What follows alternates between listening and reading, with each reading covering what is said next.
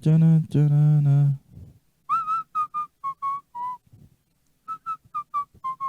Ok. Estamos de volta aos vivos e a cores e se mexendo. Direto do Estúdio 2, sob a sonoplastia, comando, direção, coordenação do meu amigo Renan, flamenguista. Ah, papai. Flamengo 4-1, né? 4-1 em Ribinha de quem? Do Bragantino, né? CRB lá, Bragantino lá. Galerinha, estamos em questões agora sobre a temática da escravidão e as formas de resistência à escravidão. Temática importante. Questão do Enem aí, 2018, questãozinha linda do Enem. Na África, os europeus morriam como moscas. Aqui eram os índios que morriam.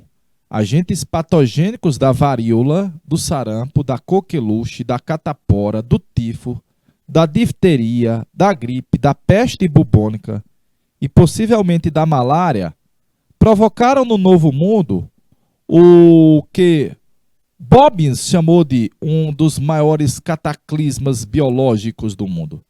No entanto, é importante enfatizar que a falta de imunidade, devido ao seu isolamento, não basta para explicar a mortandade, mesmo quando ela foi de origem patogênica.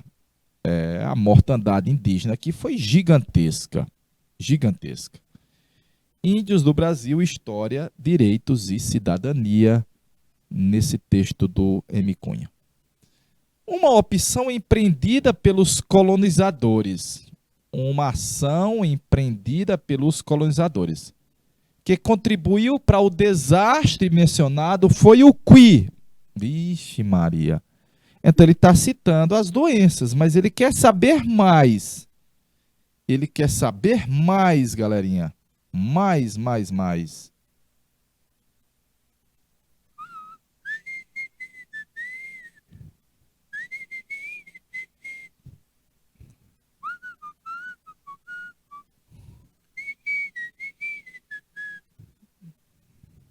Deixa um real na tela aí, meu amigo Dom Renan, por favor.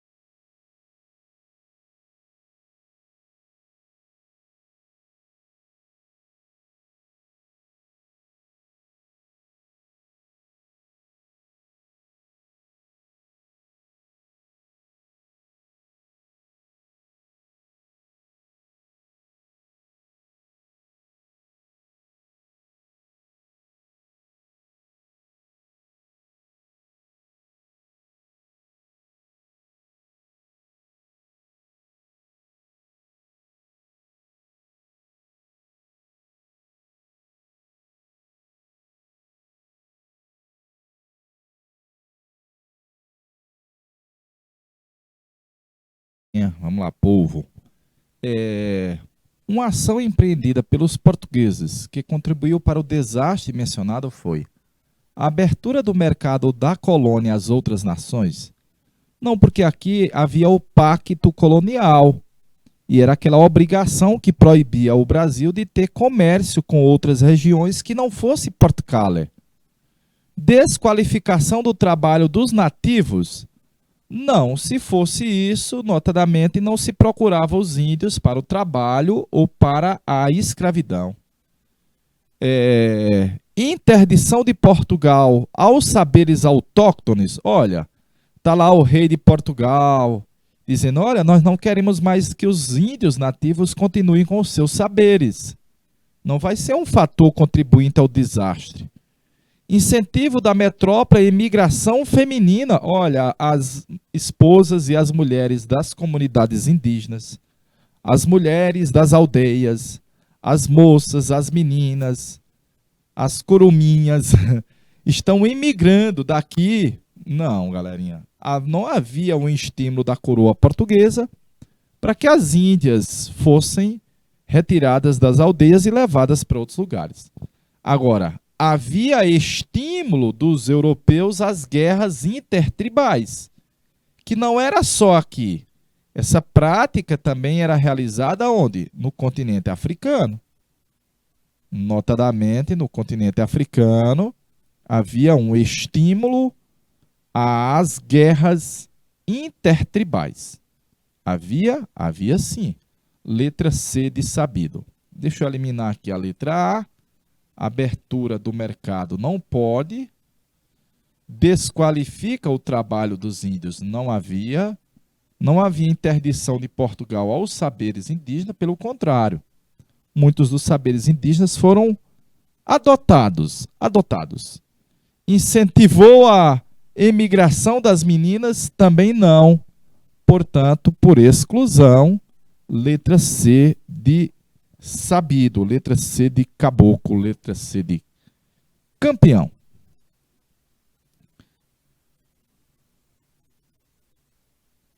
Oxê. Na África, os europeus morriam às moças. A África Ocidental é conhecida pela dinâmica das mulheres comerciantes, caracterizadas pela perícia. Já vimos essa, né? Já vimos essa porque nós já vimos que era principalmente a presença de mulheres negras no comércio de rua de diversos alimentos, que eram as escravas ou negras de ganho. Escravas ou negras de ganho. Portanto, a questão de número 9 está repetida. Associadas a atividades importantes e variadas na evolução das sociedades americanas modernas, os africanos conseguiram impor sua marca. Os africanos conseguiram impor sua marca nas línguas, culturas e economia, além de participar quase invariavelmente na composição étnica das comunidades do Novo Mundo. É verdade. A sua influência alcançou mais fortemente as regiões do latifúndio agrícola, em comunidades cujo desenvolvimento ocorreu às margens do Atlântico e do Mar das Antilhas, do sudoeste dos Estados Unidos, a região sul-sudoeste dos Estados Unidos, até a porção nordeste do Brasil e ao longo da costa do Pacífico, na Colômbia, no Equador e no Peru. Então está mostrando aí que vai haver uma espécie de uma diáspora africana. Uma diáspora africana, uma dispersão africana. Uma dispersão africana. Uma das contribuições da diáspora descrita no texto para o continente americano foi... diáspora africana descrita no texto para o continente americano foi... Interroga... Deixa R$1 na tela, meu amigo Dom Fernando. Deixa R$1 na tela, por favor.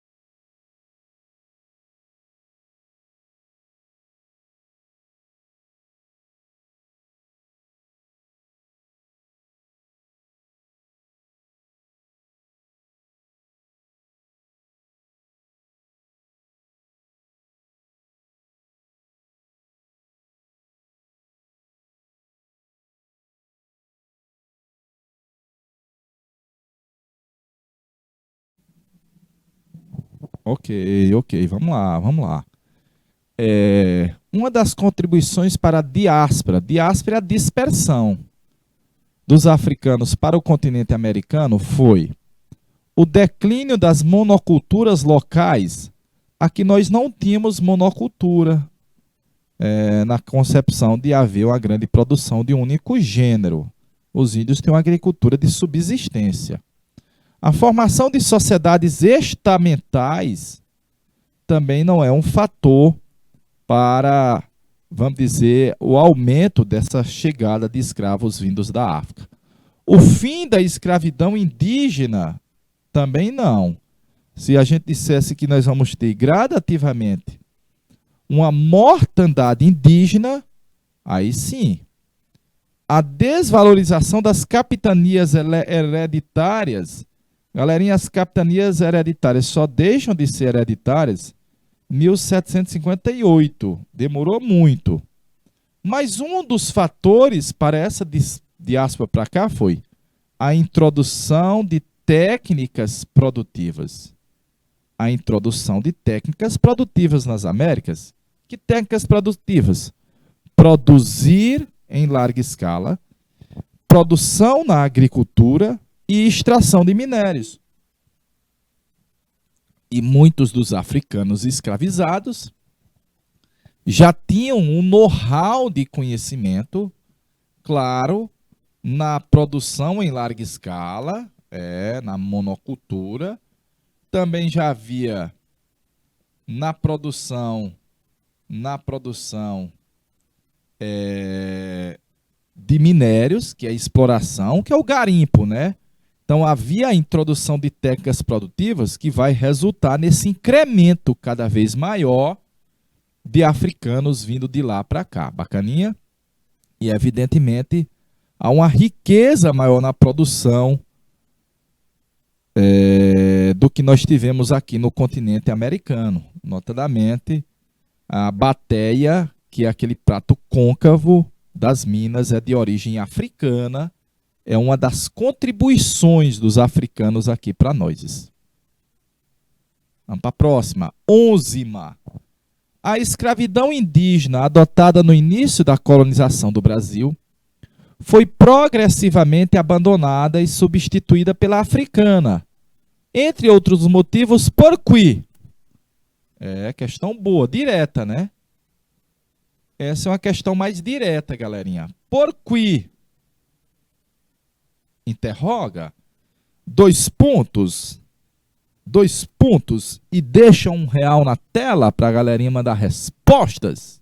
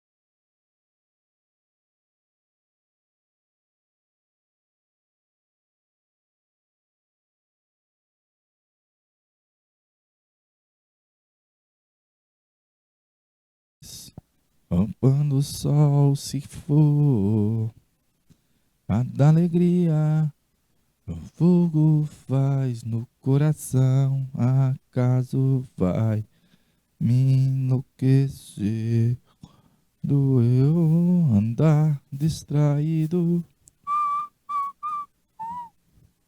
Vamos lá, galera. Quer saber o porquê dessa progressiva substituição do índio pelo africano? É a pergunta, né? Letra A. A completa incapacidade dos índios para o trabalho? Não, galerinha, os índios trabalhavam. Só que os índios não vão aceitar trabalhar 16 horas ininterruptas. Haja vista que o trabalho para o índio não é doloroso, é prazeroso. É uma diferença muito grande. A bem-sucedida campanha dos padres jesuítas em favor dos índios? Não, porque os índios só deixam de ser escravizados por lei em 1759. Demorou sobremaneira, né? Ao constante empenho do papado na defesa dos índios contra os colonos, olha, a Igreja Católica não se envolveu diretamente, o papado não se envolveu diretamente na proibição da escravização dos índios, mas que os índios deveriam ser catequizados. Ao desejo manifestado dos negros de emigrar para o Brasil em busca de trabalho? Não, galerinha. Se fosse talvez no cenário atual, haja vista muitos conflitos étnicos,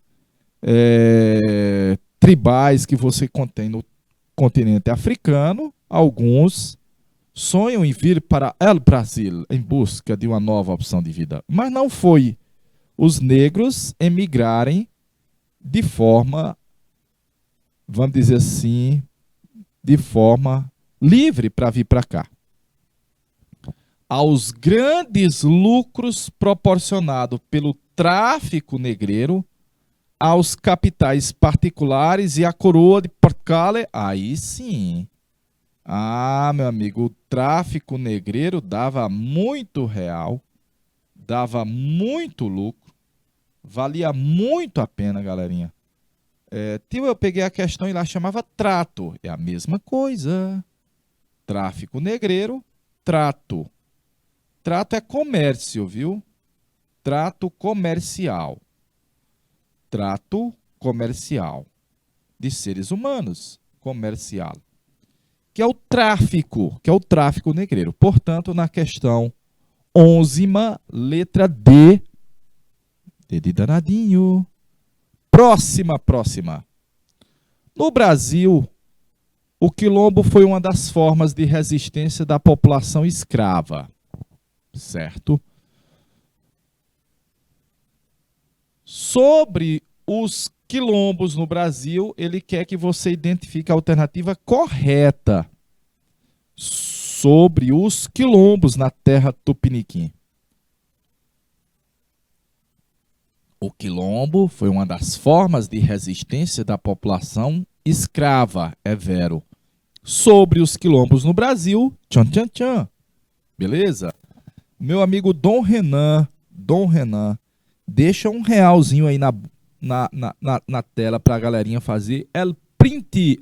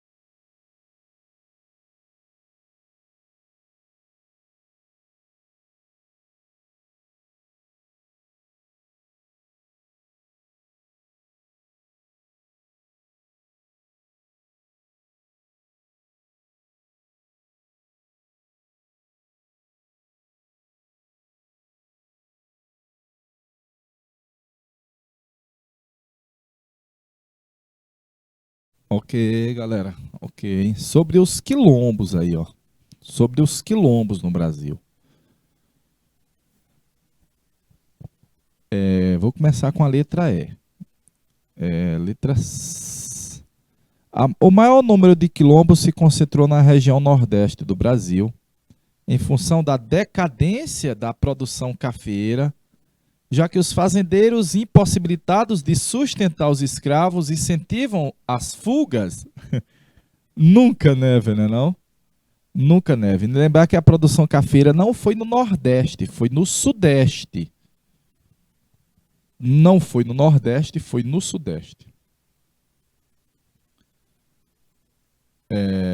A existência de poucos quilombos na região norte pode ser explicada pela administração diferenciada, já que o estado do Grão-Pará e Maranhão, a coroa portuguesa havia proibido a escravidão negra.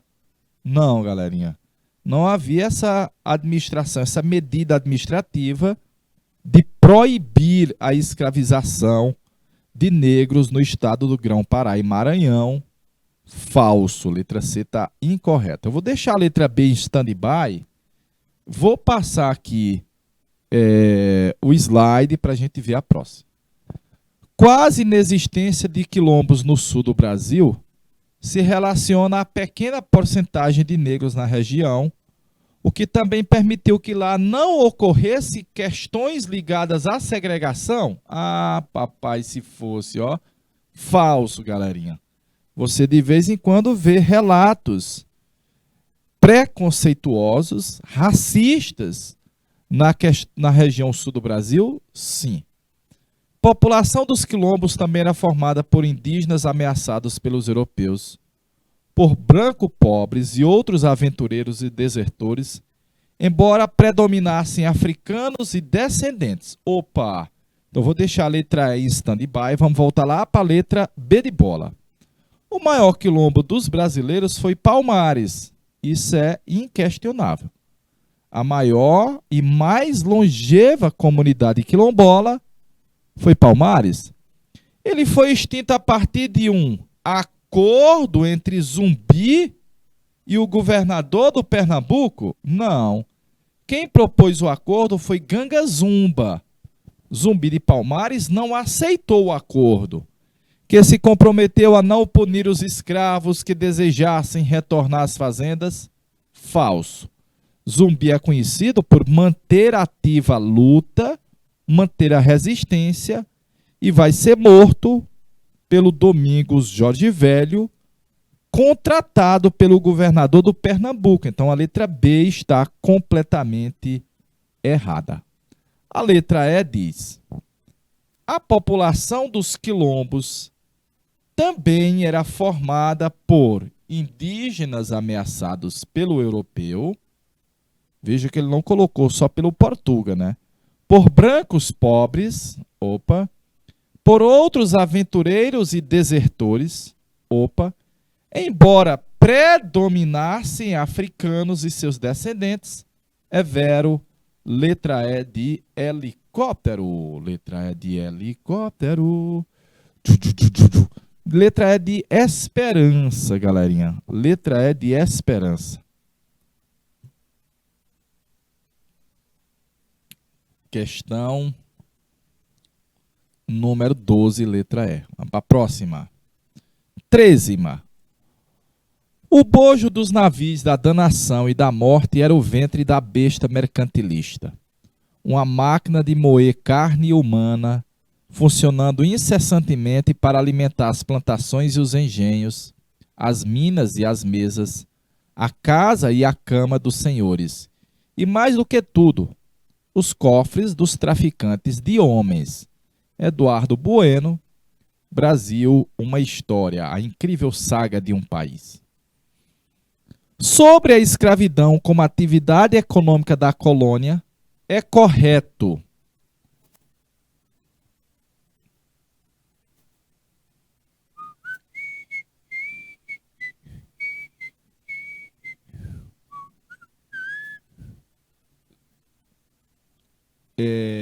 O bojo dos navios da danação, do sofrimento, os navios negreiros, os tombeiros, o navio da morte, era o ventre da besta mercantilista.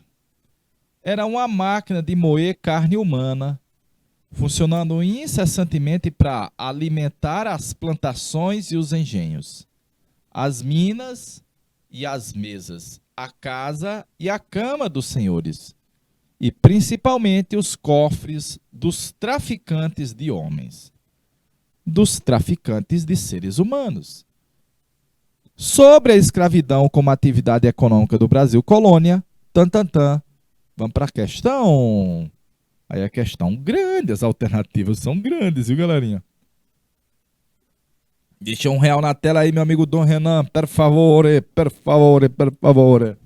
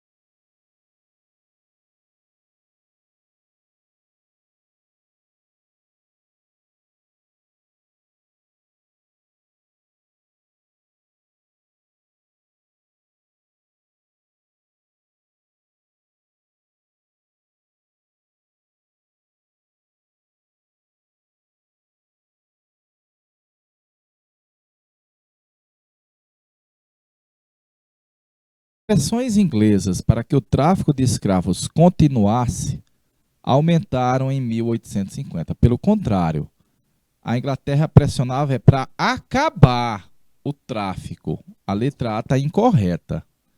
Porém, no Brasil, com a Lei Eusébio de Queiroz, ocorreu o fim do tráfico intercontinental e praticamente desapareceu o tráfico interno. Falso. O tráfico interno não acabou com a Eusébio de Queiroz. A mão de obra escrava no Brasil, diferente de outros lugares, não era permitida em atividades econômicas complementares. Falso, galerinha. Era sim. Claro que era.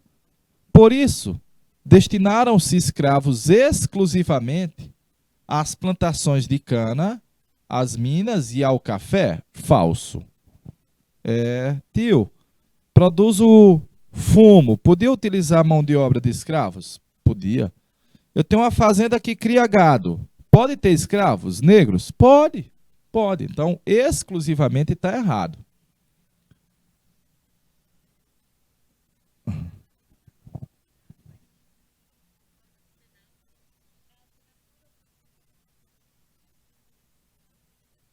Beleza, vamos para frente. A compra e posse de escravos durante todo o período em que perdurou a escravidão só foi permitida para quem pudesse manter um número de, no mínimo, 30 escravos. Essa proibição justificava-se devido aos altos custos para ter escravos? Não, galerinha, não havia essa taxa mínima de ter escravos no Brasil. Às vezes você tinha pessoas nas cidades que tinham 2 escravos, 3 escravos, geralmente para o serviço doméstico, né? Lembrar que o escravo vai ser uma mercadoria cara. Muitos cativos, no início da escravidão, conseguiram a liberdade após adquirirem a carta de alforria. Isso explica o grande número de ex-escravos que na Paraíba, por exemplo, conseguiram tornar-se grandes proprietários de terras? Nunca, velho. Ex-escravos conseguiram tornar-se muito grandes proprietários de terra? Falso. No início da escravidão, as alforrias eram muito mais difíceis. Elas vão se tornar mais comuns no final do século XVIII e início do século XIX. Os escravos, amontoados e em condições desumanas, eram transportados da África para o Brasil nos porões dos navios negreiros, como forma de diminuição dos custos, é verdade.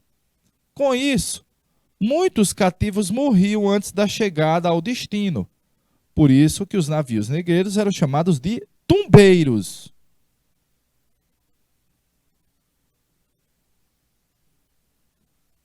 Navios tumbeiros. De tumba, de morte, de mortandade. Portanto, aí a alternativa correta é a letra E, de helicóptero. Vamos botar aqui de marca-texto, corretinha.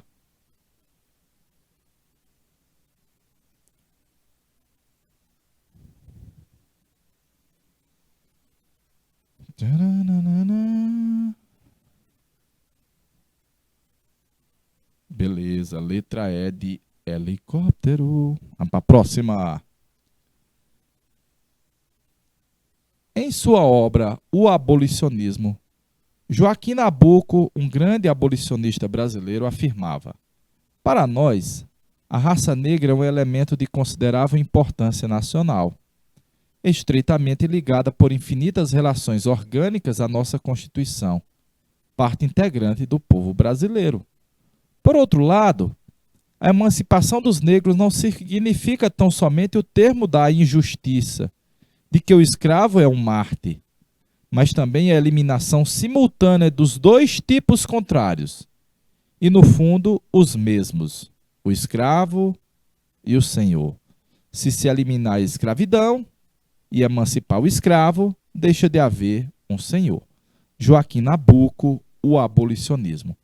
Em relação à condição do negro na sociedade brasileira, é correto afirmar, em relação ao negro na sociedade tupiniquim, é correto afirmar,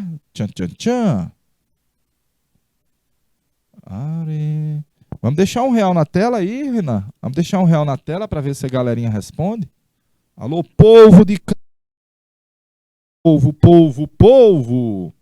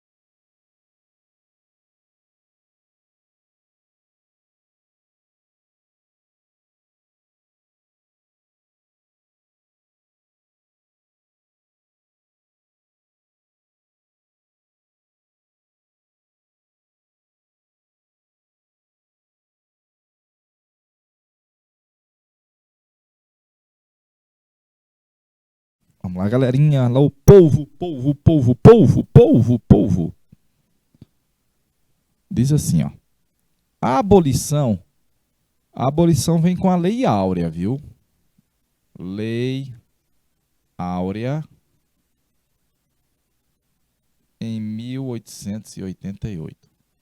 A abolição representou uma perda total da mão de obra pelos antigos senhores? Não, galerinha. A abolição não vai representar essa perda total de mão de obra.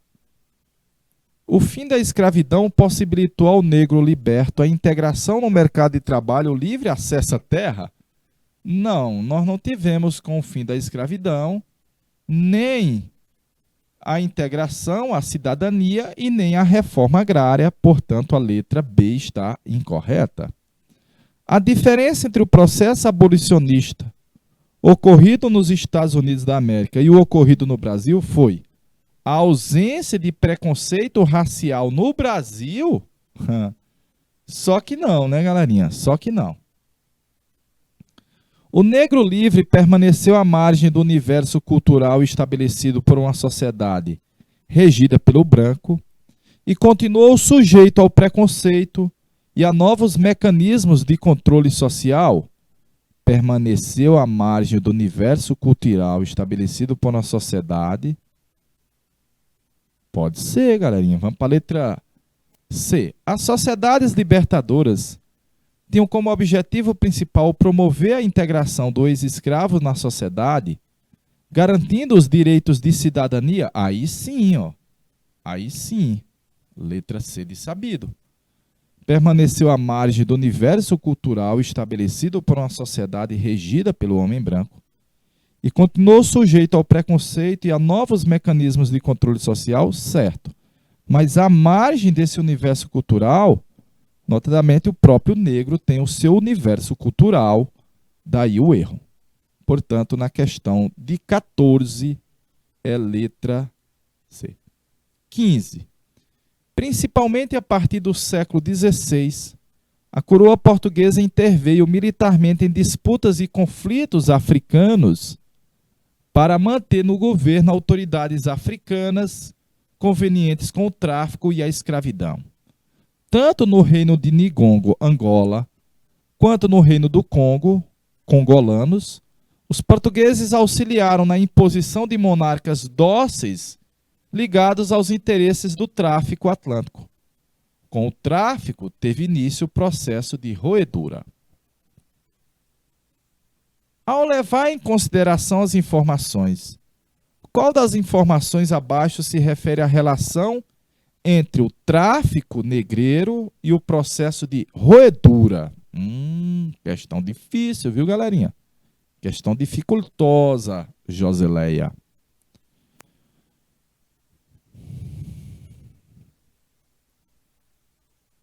A venda de escravos organizados por africanos garantiram o surgimento de mercado inexistente até então. A venda de homens e mulheres para trabalhos forçados no mundo? Não, já existia esse tipo de trabalho e esse tipo de comércio. A letra A está incorreta. Eu vou passar para você se debruçar nessa daí e você mandar para nós a alternativa correta. De boa. Na Lagoa, meu amigo Dom Renan. Deixa R$1 ou R$2 aí na tela, meu amigo Dom Renan.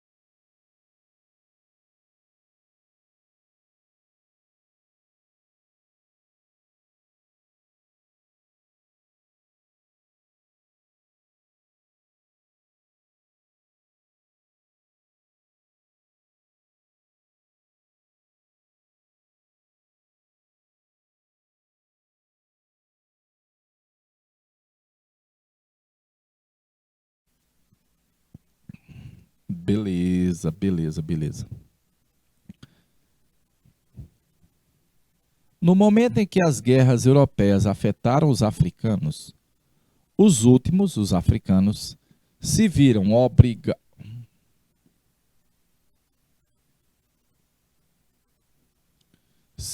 obrigados a vender seus irmãos para evitar ser mortos ganhando muito dinheiro? Falso, galerinha. Evidentemente falso. Não eram seus irmãos que vendiam para ganhar dinheiro.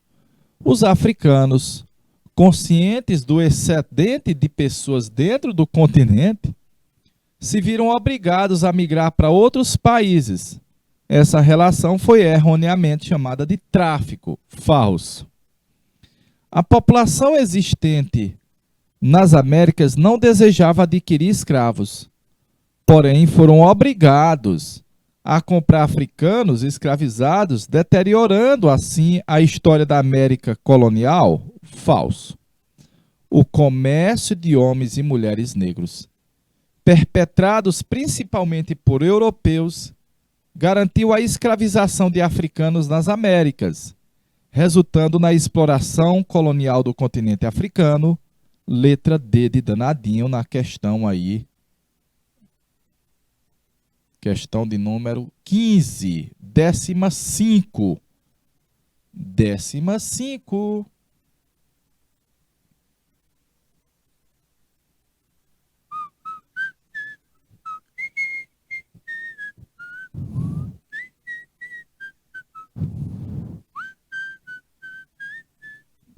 Décima 5 aí, de boa. Alô, meu amigo Cleiton Moreno, Cleidson Moreno, Bahia. Bom dia, né? Cleidson Moreno, Bahia. Alô, Bahia! Bahia! Bahia! A Bahia ou Vitória, né? Algumas das formas mais conhecidas de resistência escrava durante o período colonial foram a fuga e a formação dos quilombos. Contudo, a historiografia recente sobre essa temática evidenciou outras formas de resistência que ocorriam no cotidiano dos cativos, como, por exemplo, outra forma de resistência, como, por exemplo, meu rei, deixa R$ 1 aí na tela para a galera mandar a resposta, por favor.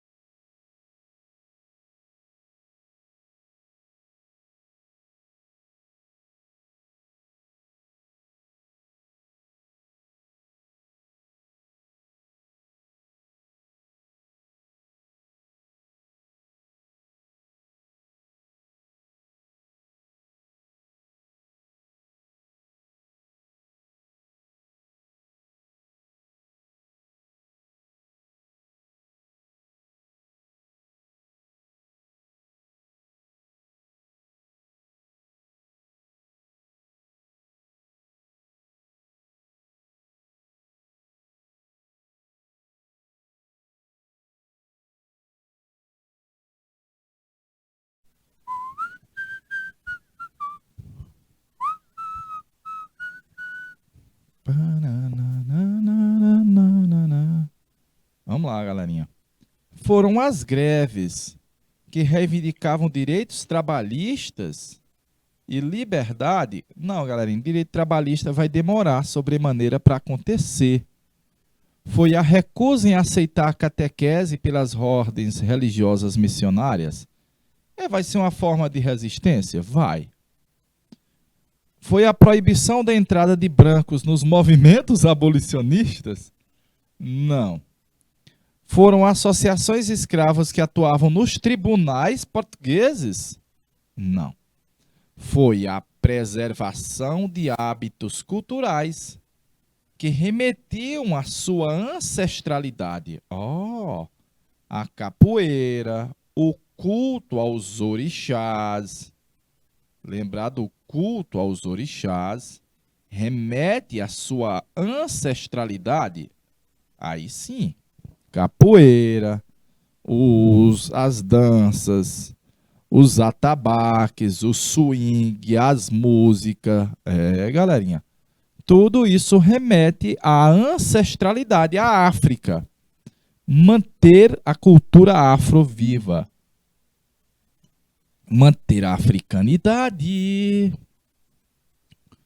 No Brasil, costuma-se dizer que para o escravo são necessários 3 P's, PPP, a saber, pão, pau e pano. Pau, pão e pano. E posto que comecem mal, principiando pelo castigo que é o pau. É o castigo preventivo, que nós abrimos a aula dizendo sobre ele.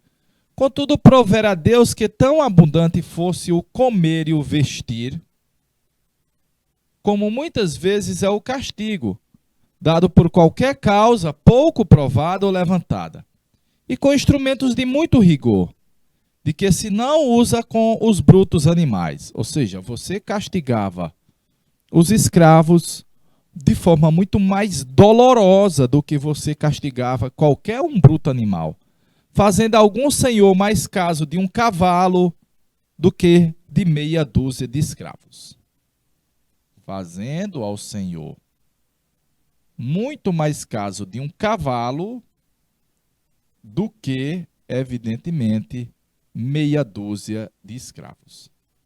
Antonio, o jesuíta italiano, cultura e opulência no Brasil. Com base no fragmento e no que se sabe sobre o sistema escravista ocorrido no Brasil, é correto dizer, aí lembrar, PPP, pau, pão e pano. Pau, pão e pano. PPP, galerinha.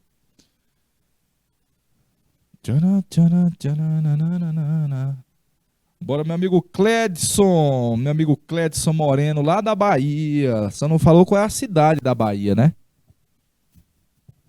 Renanzinho, meu rei, deixa R$1 aí na tela, meu rei.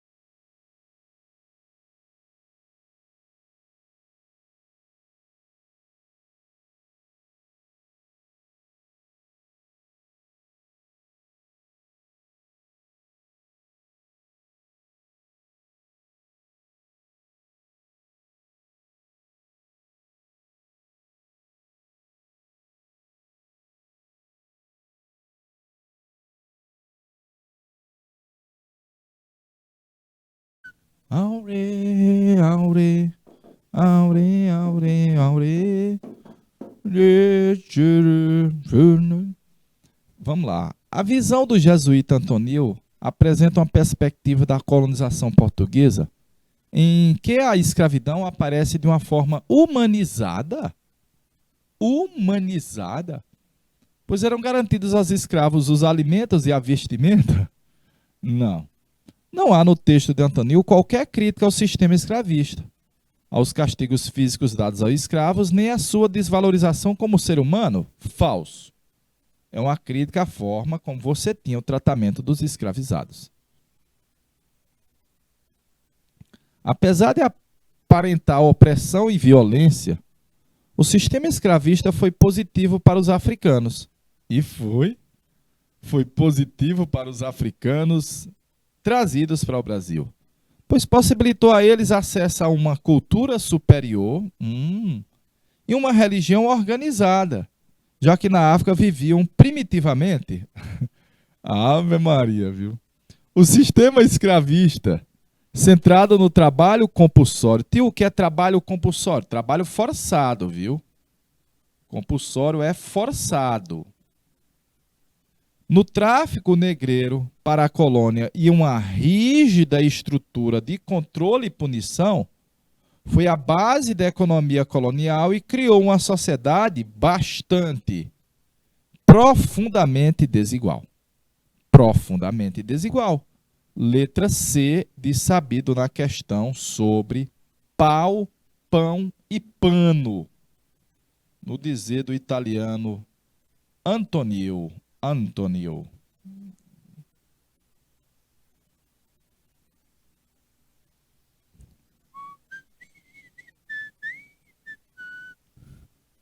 Letra C de campeão. Letra C de canal educação. Torna-se claro que quem descobriu a África no Brasil, muito antes dos europeus, foram os próprios africanos trazidos como escravos.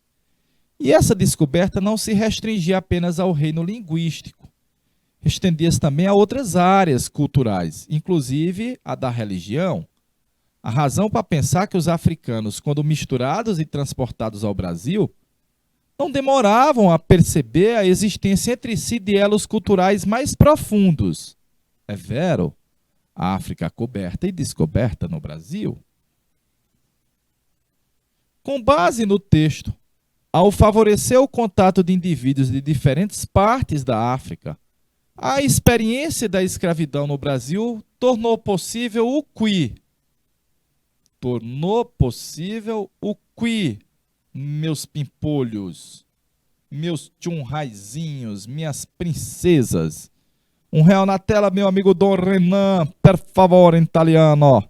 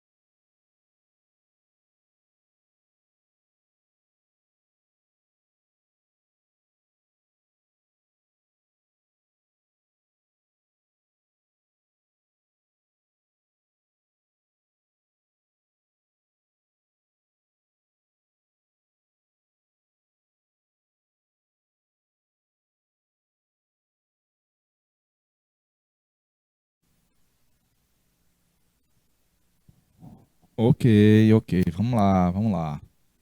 É, forma resistência à incorporação de elementos culturais indígenas. A experiência africana resultou na resistência à incorporação de elementos culturais indígenas? Sim, mas não exatamente o que o fragmento diz. A manutenção das características culturais específicas de cada etnia? Não. A reprodução de conflitos entre grupos étnicos africanos? Não. Haja vista que eles se percebiam como africanos, né?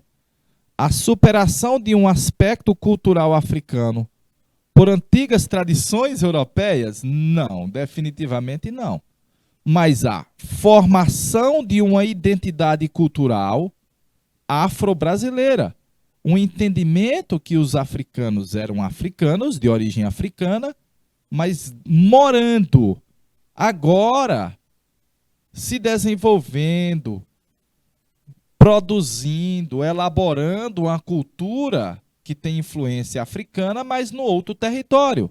A terra Tupiniquim, a terra Brasilis, portanto, aí a alternativa correta é letra A de aprovados, na questão de número 18. Vamos para 19. Próxima à igreja dedicada a São Gonçalo, nos deparamos com a impressionante multidão que dançava ao som de suas violas. Ah, papai! Igreja de São Gonçalo, viu? São Gonçalo era um santo com a cor negra, a cor preta. Tão logo viram o vice-rei, cercaram-no e obrigaram a dançar e pular, exercício violento e pouco apropriado, tanto para a sua idade quanto sua posição. Tivemos nós mesmos que entrar na dança, por bem ou por mal, e não deixou de ser interessante ver numa igreja padres, mulheres, frades, cavaleiros e escravos a dançar e a pular, misturados, e a gritar a pleno pulmões: Viva São Gonçalo de Amarante! Ah, papai! Viva São Gonçalo de Amarante! Viva São Raimundo, nosso padroeiro, nosso protetor e medianeiro. Vamos passar. O viajante francês, ao descrever suas impressões sobre uma festa ocorrida em Salvador, demonstrou dificuldade em entendê-la, porque, como outras manifestações religiosas do período colonial, tchan, tchan, tchan, tchan, tchan, tchan. Vamos deixar um real, Renanzinho, vamos deixar um realzinho, um realzinho, um realzinho, um realzinho, um realzinho.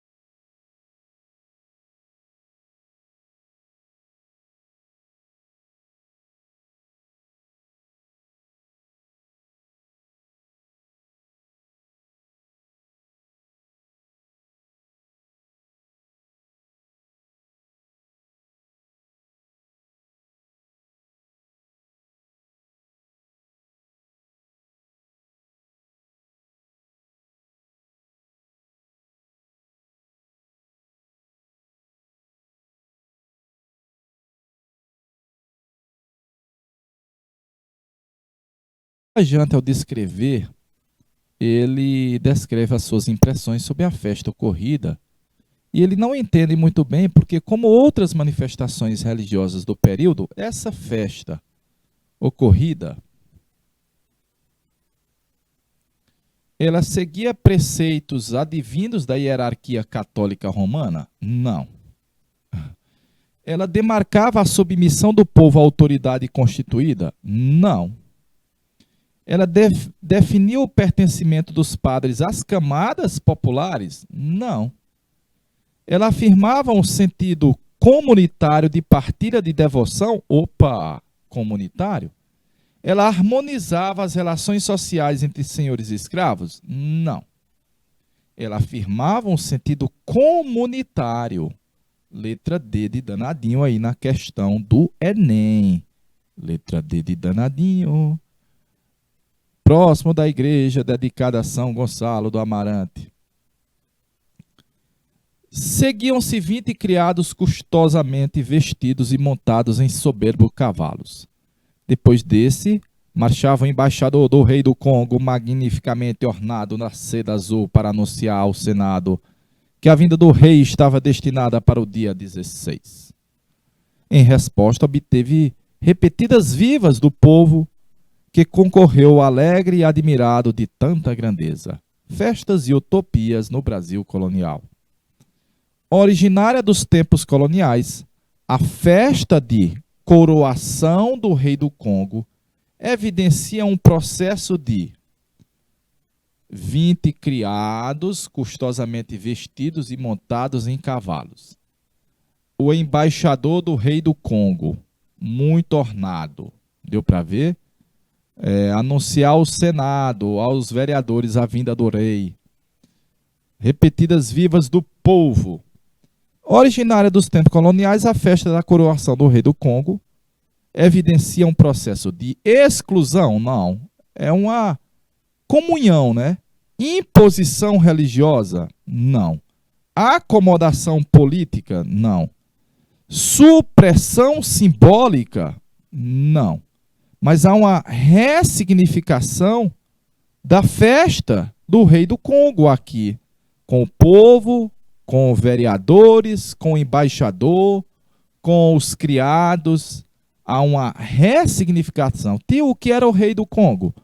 Era o rei do território do Reino do Congo. E agora, esse aspecto, essa festa africana, está sendo também feita aqui na terra tupiniquim. Portanto, letra E de helicóptero. Ainda tinha mais, mas eu acho que tá bom por hoje, né? Foi uma viagem boa aí, com algumas questões sobre a temática da escravidão do índio, a escravidão do negro, temáticas recorrentes nas provas do Enem. Encerrando aqui minha participação na aula de hoje, desejando a todos um cheirinho na caixa do Oi e até a próxima semana.